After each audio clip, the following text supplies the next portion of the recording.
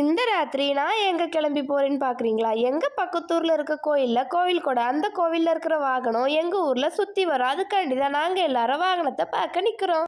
ஜண்டா மேளமும் அடிச்சுட்டு அண்ணன்மார் எல்லாரும் வந்துட்டு இருந்தாங்க. அதுக்கு பின்னாடி தான் வாகனமும் வந்துட்டு இருந்துச்சு. வாகனம் வந்து தீர நாங்கள் சாமி வர்றதுக்காண்டி வெயிட் பண்ணிட்டு இருந்தோம்.